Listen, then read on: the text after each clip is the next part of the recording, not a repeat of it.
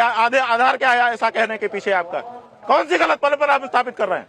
प्रशासन कह रहे कौन सी गलत परंपरा स्थापित कर रहे हैं? प्रशासन कह रहे कि बोलो, प्रशासन नहीं, तुम बोल रहे हो कि आप गलत परंपरा स्थापित कर रहे हैं। मैं सवाल पूछ रहा हूँ महाराज जी, आप नाराज कौन सी गलत परंपरा? आप नाराज क्यों? आप जवाब दीजिए हमको। मैं जवाब दे रहा हूँ, दीजिए। मैं दे रहा हूँ। दीजिए। प्रशासन का कहना है कि देखिए, प्रशासन का कहना नहीं, आपने कहा कि आप गलत परंपरा। प्रशासन अपना जवाब क्या दीजिए। यहाँ पर प्रशासन का कानून नहीं चलेगा? ये यहाँ आप पर प्रशासन की बात क्यों ला रहे हो? मैं इसलिए ला रहा हूँ, प्रशासन कह रहा है परंपरा आप बता प्रशासन को दीजिए जानकारी महाराज जी, नहीं है। परंपरा आप बता दीजिए, परंपरा क्या प्रशासन रही? को जानकारी नहीं है कि हम पालकी से पहले भी स्नान करने जाते रहे हैं। नहीं, मौनी अमावस्या को आप ही जाते रहे कि सब जाते रहे? हम अपनी बताएंगे कि दुनिया की बताएंगे? नहीं, आपको तो सबके बारे में पता है। प्रशासन को जानकारी होनी चाहिए ना। प्रशासन के पास लाखों रुपए का सीसीटीवी लगा रहता है। प्रशासन के अधिकारी एक एक चीज नोट करते रहते हैं। हाँ। सब चीज लिखित पढ़ित में रहती है। हम पहले भी पालकी से ही स्नान करने जाते रहे हैं। प्रशासन का अधिकारी हमको लेकर के जाता रहा है। हाँ। और इस बार भी प्रशासन का अधिकारी ही हमको लेकर के गया है। ठीक है सर, आप एक सवाल करना चाहते हैं, बोलिए। आपने एक तुलना किया मुख्यमंत्री की एक मुगल शासक से। हाँ, बिल्कुल किया। उस मुगल शासक ने तो केवल मंदिरों को तोड़ा, बनाया नहीं। इन्होंने भी तोड़ा, बनाया नहीं। इन्होंने भी तोड़ा, बनाया नहीं।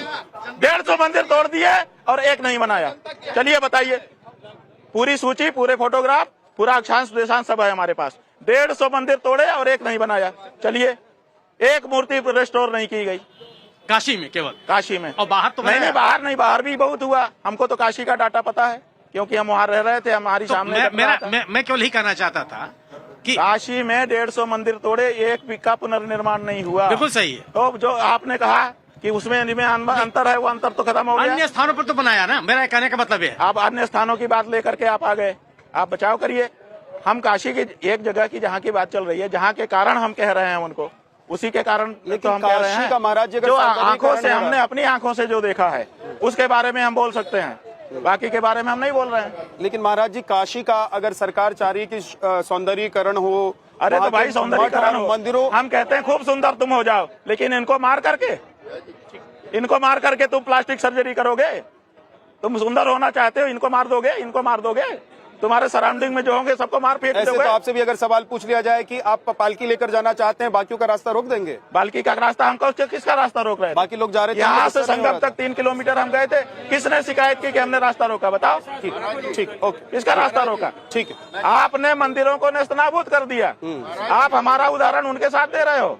हम तो जनता के साथ एकाकार होकर के जा रहे थे। एक जनता को क्षति नहीं पहुंच रही थी, बल्कि खुश हो रहे थे कि शंकराचार्य जी हमारे बीच में हैं। ठीक। और वहाँ पर मंदिरों को नेस्तनाबूद कर दिया गया, सदा के लिए समाप्त कर दिया गया। उसको आप इससे जोड़ रहे हो? ठीक है, आक्रोश में आ रहे हो? अगला सवाल। सवाल महाराज जी सिर्फ आपसे यही है कि जो कुछ ये सब हो रहा है, जो कुछ ये जितना सब आगे होगा, उसमें कुल सनातन धर्म की जो हानि हो रही है महाराज जी, उसकी भरपाई कैसे होगी? धर्म की कोई हानि नहीं हो रही है। सनातन धर्म में मर्यादा ही सबसे बड़ी चीज है। अगर मर्यादा ही टूट गई तो सब कुछ टूट जाएगा। जो बांध है वो बांध टूट गया तो कोई पानी नहीं रुकेगा।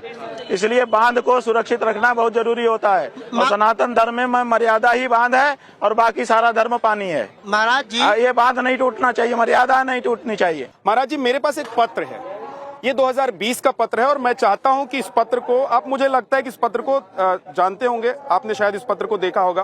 पहले मैं चाहता हूं कि आप वेरीफाई करें कि क्या ये जो प्रेस नोट है ये स्वामी स्वरूपानंद सरस्वती जी के यहाँ का ही प्रेस नोट है? हाँ जी, बिल्कुल वहीं का। इस प्रेस नोट में एक बात बहुत क्लियरली नीचे लिखी हुई है, एक लाइन में, मैं आखिरी लाइन पढ़ रहा हूं। इसमें साफ तौर पर कहा गया है कि हमारे द्वारा अभी तक ज्योतिष पीठ एवं द्वारका शारदा पीठ दोनों पीठों पर किसी को अधिकृत रूप से उत्तराधिकारी एवं शंकराचार्य घोषित नहीं किया गया है। नीचे दस्तखत है स्वामी स्वरूपानंद सरस्वती, हमारे गुरुजी का है जी। इसमें क्या आप प्रश्न पूछना चाहते हैं वो बताइए। हमने पत्र भी स्वीकार किया, लाइनें भी स्वीकार की। वो लिख रहे हैं कि ना आप उनके उत्तराधिकारी हैं, ना उन्होंने शंकराचार्य। उन्होंने ये नहीं कहा है, उन्होंने जो कहा है उसको समझिए। उन्होंने कहा है हमने घोषित नहीं किया है। हाँ। इसका मतलब हमने मनोनीत भी नहीं किया है, हमने तैयार भी नहीं किया है, ये नहीं है। उन्होंने लिखा है, साफ लिखा है, पढ़ लीजिए, घोषित। हमने घोषित नहीं किया है, तो बिल्कुल सही है, घोषित नहीं किया। एक सेकंड, उन्होंने कहा कि हमने घोषित नहीं किया है। 2017 में महाराज जी का जो उत्तराधिकार का वसीयत तो पंजीकृत हो चुकी थी। घोषित नहीं थी, नाम पंजीकृत तो घोषित थी। नहीं थे। नहीं, पंजीकृत तो- वसीयत जो है वो छुपी हुई है। वसीयत 17 में हुई है, 1 फरवरी 17 को हुई है, लेकिन वो उद्घोषित नहीं है। वही तो कह रहे हैं महाराज जी कि अभी तक हमने घोषित नहीं किया है। लेकिन इसका मतलब ये थोड़े है कि हमने मनोनीत भी नहीं किया है, हमने कोई व्यवस्था भी नहीं बनाई है। ये कहाँ लिख रहे हैं? वो कह रहे हैं घोषित नहीं किया है। बिल्कुल सही है, घोषित नहीं है। लेकिन घोषित तो 12 सितंबर को हुआ, उसके पहले कहाँ घोषित था? तो उसके पहले जो भी कहेगा, चाहे गुरु जी कहें चाहे चेला जी कहें, यही कहेंगे कि घोषित नहीं है। बिल्कुल सही है, एकदम सही है। 11 सितंबर को तो शांत हो गए। हाँ, 11 सितंबर को भाई उसके पहले का ये है। वो कह रहे हैं कि घोषित नहीं किया है। बिल्कुल सही है, घोषित नहीं किया था। ये तो ठीक, वैसे क्या गलत कह रहे हैं? सुप्रीम कोर्ट ने कहा कि आप शंकराचार्य हैं या नहीं है, हम इस पर अभी कुछ नहीं बोल रहे हैं। विचाराधीन आप कुछ नहीं बोल रहे हैं, इसका मतलब खंडन तो नहीं है ना। लेकिन इसका मतलब ये भी तो नहीं है कि आपके गुरुजी ने कहा कि नहीं ये हमारे उत्तराधिकारी होंगे या हमारे नहीं, हमारे नाम लेकर के पूछा गया है गुरुजी से। ये आपके ही संदर्भ में पता है। नहीं, आप बोलेंगे तो मैं बड़े स्क्रीन पर इसको नहीं, सवाल ये है, आप खुद बड़े स्क्रीन पर दिखाइए, छपवा के लगवा दीजिए। लेकिन उसमें लिखा है कि हमने अभी तक घोषणा नहीं की है, हम उसको स्वीकार कर रहे हैं क्योंकि घोषणा नहीं की थी उन्होंने। मेरा एक सवाल और है कि क्या कोई व्यक्ति जो कभी राजनीतिक जीवन से जुड़ा रहा हो, वो सनातनियों के इस शीर्ष पद पर विराजमान हो सकता है क्या? ऐसा है कि राजनीति के पद पर जो रहते हैं वो संन्यास नहीं ले सकते, ऐसी तो बात नहीं है।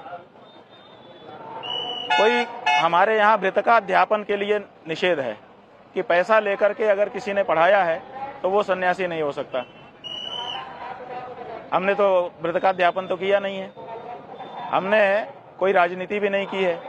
छात्र जिस समय हम थे उस समय छात्र संघ की राजनीति होती, छात्रों की आवाज उठाने के लिए, उसमें हम जरूर निर्वाचित हुए थे छात्रों के कहने पर। तो उसके बाद मैं ये मान लेता हूँ कि आप जो कह रहे हैं ऐसा कोई शास्त्रीय निषेध है। मैं ये मान ले रहा हूँ कि आप जो कह रहे हैं यही ब्रह्म वाक्य है। ब्रह्म वाक्य से बड़ा वाक्य है, हम कभी झूठ नहीं बोलते। नहीं, मैं झूठ की बात तो कर ही नहीं रहा हूँ, मैं ये कह रहा हूँ कि प्रक्रिया यही है, क्योंकि इसके बाद जब ये सब चलेगा उसके बाद आप बिल्कुल। महाराज जी, आपने एक आरोप बहुत गंभीर लगाया। आपने कहा कि योगी आदित्यनाथ की जो पुलिस वहां पर मौजूद थी वो जानबूझकर भगदड़ कराना चाहती थी, आपको मारने की साजिश रची गई थी। योगी आदित्यनाथ को आपसे क्या दिक्कत है? आपको मारने की साजिश आखिर क्यों रची जाएगी? इसका क्या जवाब है? देखिए, हमने ये क्यों कहा, इसलिए कहा कि हमने वहां पर कुछ अनुभव किया। अनुभव क्या किया कि पहले हमको बहुत देर तक रोका गया, रोक करके माइक में बार बार अनाउंस करके भूमिका बनाई गई कि माहौल बिगाड़ रहे हैं। उसके बाद फिर हमारे लोगों को पकड़ पकड़ करके हमसे दूर कर दिया गया, इतनी दूर कि हम उनको देख भी नहीं सकते थे, वो भी हमको नहीं देख सकते थे। उसके बाद सादे ड्रेस में पुलिस ने हमारा अपहरण किया, तन्हा अकेले हम, और हमको ले जा करके अज्ञात स्थान पर रख दिया। वहां पर रखे रहे, आधा घंटा वहां पर हम खड़े रहे। उसके बाद फिर दूसरी जगह पर वो लोग आए, ले गए, फिर वहां पर 15-20 मिनट रखे रहे, फिर तीसरी जगह ले गए, फिर वहां पर 15-20 मिनट रखे रहे, तब चौथी जगह पर यहाँ ले आए। तो हम ये विचार कर रहे हैं कि आखिर ये ऐसा क्यों कर रहे थे, आखिर वो हमको अकेला क्यों कर रहे थे और बार बार इंसिस्ट क्यों कर रहे थे कि नीचे उतरो नीचे उतरो। तो नीचे उतरो का मतलब है कि हम जैसे ही नीचे उतरते, 150-200 जवान थे वो सादे ड्रेस में, वो कृत्रिम भगदड़ उत्पन्न करते और हमको मार देते। रामभद्राचार्य जी हैं, वो कह रहे हैं कि आपने शास्त्र के विरुद्ध कार्य किया है, आपको ना सुख मिलेगा, ना शांति मिलेगी और ना गति मिलेगी। आपने परंपरा तोड़ी है, स्नान के लिए सभी पैदल ही जाते हैं, आप पैदल क्यों नहीं जा सकते? जरूरी नहीं है कि हम उनका जवाब दें, हम किसी विद्वान व्यक्ति के प्रश्न का जवाब देना चाहेंगे, हम उनको विद्वान नहीं मानते। लेकिन आपने शुरू में कहा था मुझे कि मैंने आपसे बोला अगर वो विद्वान होते हाँ। तो उन्होंने उपनिषद पढ़े होते। उपनिषद में साफ लिखा है कि जो अंग विकल होता है वो दंड संन्यास धारण नहीं कर सकता, तो उन्होंने उपनिषदों के विरुद्ध जाकर के दंड धारण किया हुआ है। इसका मतलब उन्होंने उपनिषद पढ़ा नहीं है, तो जो पढ़ाई नहीं है उससे उसकी बात का क्या जवाब हम दें? महाराज जी वो कथावाचक हैं, वो जो हों, लेकिन वो शास्त्र के अध्येता नहीं है, शास्त्र का अध्ययन करके उसको मानने वाले नहीं है। अब कुछ और सवाल है मेरे। हाँ, खूब करिए। मैं वो सवाल आपसे पूछता हूँ, पूछिए। शाही मथुरा विवाद पर आपकी क्या राय? हाँ, शाही मथुरा विवाद पर। अरे भाई, हमारे भगवान की जन्मभूमि है, जल्दी से जल्दी हमको मिलनी चाहिए। राहुल गांधी राम मंदिर जाने वाले हैं, उनको नहीं जाने देना चाहिए, क्योंकि वो अब हिंदू धर्म में नहीं है। हिंदू धर्म में नहीं है वो? जी। कैसे? उन्होंने भारत की संसद में खड़े होकर मनुस्मृति के बारे में गलत बयानी की थी। मनुस्मृति हिंदुओं का धर्मशास्त्र है, तो जो व्यक्ति जिस धर्म में होता है कम से कम उस धर्मशास्त्र का तो पालन करता है, आदर करता है, उसके बारे में गलत नहीं बोलता है। तो जब ये बात हमारे सामने आई तो हमने कुंभ में ही उनको नोटिस भेजा था। उसके बाद 2-3 रिमाइंडर भी हमने भेजे, लेकिन उन्होंने कोई जवाब नहीं दिया। तब हमने उनको हिंदू धर्म से बहिष्कृत घोषित किया है और आज भी वो बहिष्कृत हैं। अच्छा, एक इसी से जुड़ा हुआ सवाल है कि जैसे आज आप हठ स्वरूप योग पर बैठ गए हैं, क्या अगर राहुल गांधी राम मंदिर जाना चाहेंगे तो वहां द्वार पर आप इसी तरीके से बैठ जाएंगे अपने शिष्यों समर्थकों के साथ कि राहुल गांधी को मंदिर अंदर नहीं जाने देंगे? ऐसा है कि जब हम पूजा कर रहे हो किसी मंदिर में और अगर राहुल गांधी वहां आना चाहेंगे तो हमारे लोग उनको नहीं आने देंगे। वो कहाँ जा रहे हैं हमको पता थोड़े है कि हम जाके वहां बैठ जाएं, लेकिन अगर जहां हम पूजा कर रहे हो मंदिर में और वहां पर हमारे ज्ञान में वो आ जाए तो वो बिल्कुल नहीं आ सकेंगे। किसी भी गैर हिंदू को हिंदू मंदिर में नहीं जाना चाहिए। क्यों जाना चाहिए? और जाता हो तो रोकना चाहिए उसको अपने जगह पे जाना चाहिए जहां उसकी जगह। राहुल गांधी कहते हैं जनेऊधारी हिंदू है। भाई उनके कहने से नहीं होगा। अगर उनको हिंदू होना है तो हिंदू धर्म ग्रंथों का अपमान करना उनको छोड़ना होगा। ऐसे तो और भी समाजवादी पार्टी के कुछ नेता हैं, वो लोग भी करते हैं। जो भी करेगा उसको कार्रवाई तो की जाएगी। धर्मपीठ होता ही इसीलिए है। आजकल असदुद्दीन ओवैसी जो हैं, एक मुस्लिम वोट बैंक को लेकर उनकी खूब चर्चा हो रही है कि अब आने वाले वक्त में मुस्लिम वोट बैंक का एक ही सरदार है और वो है असदुद्दीन ओवैसी जी। उनको लेकर आपकी क्या राय है? और दूसरी तरफ संघ और बीजेपी है, उनको लेकर आपकी क्या राय है? ऐसा है कि राजनीति में हम ज्यादा राय नहीं लगते। जब हमारे धर्म के बारे में किसी पार्टी के राजनेता के द्वारा कोई बात कही या की जाती है और उससे हमको खरोंच लगती है तब हम बोलते हैं। तो अगर वो कुछ बोलेंगे तो हम उनके बारे में भी करेंगे। संघ बोलेगा संघ के बारे में करेंगे, बीजेपी बोलेगी बीजेपी के बारे में करेंगे, कांग्रेस बोलेगी कांग्रेस के बारे में करेंगे। किया ही है हमने। जब काशी में पहली बार मंदिर तोड़े जाने लगे, रानी भवानी मंदिर तोड़ा जा रहा था, उस समय मायावती सरकार में थी, हमने आंदोलन किया था, हमने रिस्टोर कराया था उसको। आज रानी भवानी तारकेश्वर मंदिर जो विश्वनाथ मंदिर के बगल में बचा है वो हमारे कारण बचा है। उस समय मायावती की सरकार ने ये काम शुरू किया था। उसके बाद अखिलेश यादव आए। अखिलेश यादव के समय में हमने अखिलेश यादव का विरोध किया, डट करके विरोध किया। सत्ता में अगर वो दोबारा नहीं आ पाए उसमें हमारा भी एक विरोध का अंश था।